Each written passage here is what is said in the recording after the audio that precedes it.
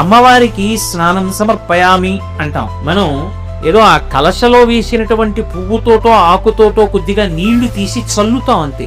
అమ్మవారి విషయంలో మీరు మనస్సుతో భావన చెయ్యాలి. ఎలా భావన చెయ్యాలి?